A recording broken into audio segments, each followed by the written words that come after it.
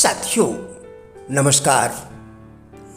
अधिकांश लोग मानते हैं कि समस्याएं खराब होती हैं। आपकी क्या राय है? आइए समाज विशेषज्ञों की राय जानते हैं। मैं राजेंद्र बिलाटिया आज इसी विषय पर आपके साथ वार्ता करूंगा। समस्याएं जीवन का एक लक्षण है। यदि आपके पास कोई बड़ी समस्या है तो हमें उस समस्या का कृतज्ञ होना चाहिए, क्योंकि समस्याएं ही यह सिद्ध करती हैं कि आप जीवित हैं और क्रियाशील भी हैं। कुछ लोग कहते हैं कि किसी व्यक्ति के प्रति निर्णय लेने का सर्वोत्तम साधन वास्तव में उसकी समस्याओं की गंभीरता को देखना है। अधिकतर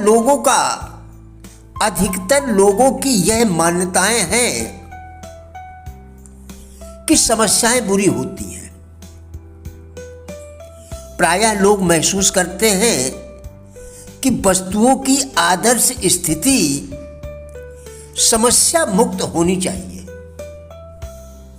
यदि समस्या है तो कुछ गड़बड़ी अवश्य होगी। इसी दृष्टिकोण के कारण हम अपनी शक्तियों का अधिकांश हिस्सा भाग्य को कोसने में लगा देते हैं और हम अपने आप से कहने लगते हैं कि यदि हम अपनी समस्याओं से मुक्ति पा सकूं तो सब कुछ बढ़िया हो जाएगा। अगर हम गहराई से अपने विचारों का विश्लेषण करें तो यह स्पष्ट हो जाएगा कि यह सिर्फ निराशावादी विलाप है। दूसरी ओर आशावादी दृष्टिकोण रखने वाले व्यक्ति समस्याओं में सुअवसर की तलाश करते हैं। यदि आपने किसी गंभीर समस्या का सामना करते हुए अपने डर पर काबू पाकर उसे सुलझाया है तो आप तुरंत ही समझ जाएंगे कि हमारा तात्पर्य क्या है। परंतु बड़े ही खेद के साथ कहना पड़ रहा है कि हम में से अधिकतर लोगों ने ऐसा नहीं किया है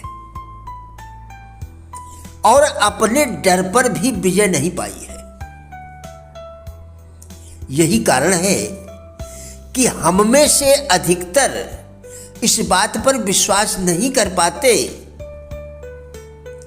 कि सुअवसर समस्याओं के छद्म भेष में हो सकते हैं।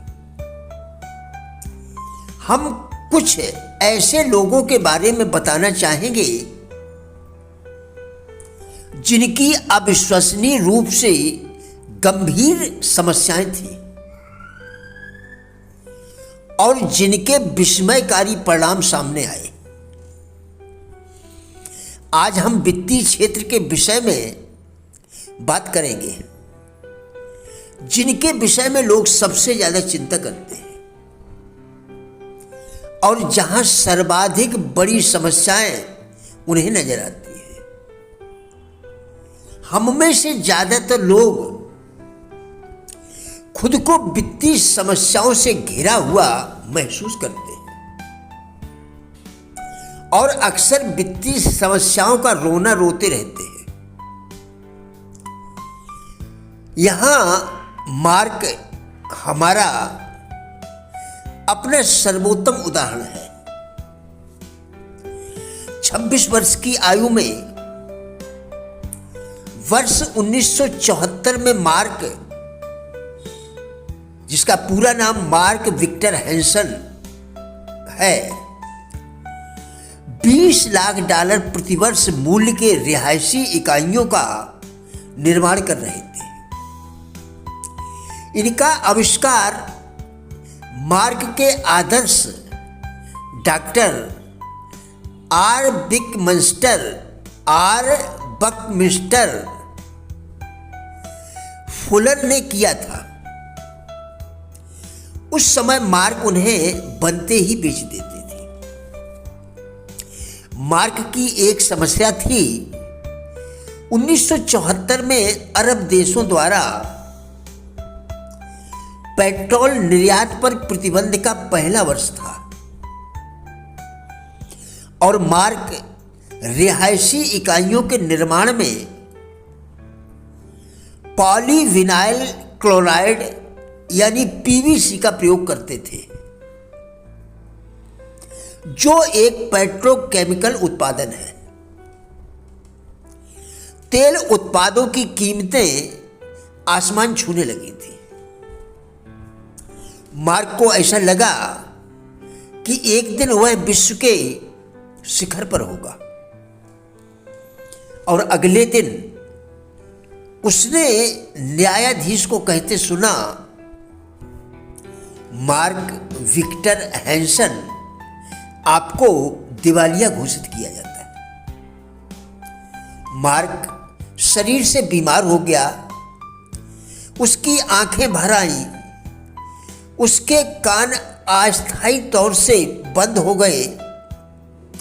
वह खुद को व्यक्तिगत और व्यावसायिक रूप से ठुकराया हुआ और हतोत्साहित अनुभव कर रहा था। शेष अगले वीडियो में दिवालिया हुए मार्क के संघर्ष और सफलता की प्रेरणादायक कहानी। साथियों, हमारा उद्देश्य इन वीडियोस के द्वारा लोगों के जीवन के प्रति सकारात्मक दृष्टिकोण एवं जिज्ञासा पैदा करना है। कृपया वीडियो पूरा देखकर विचार करें, क्या यह आपके लिए उपयोगी है?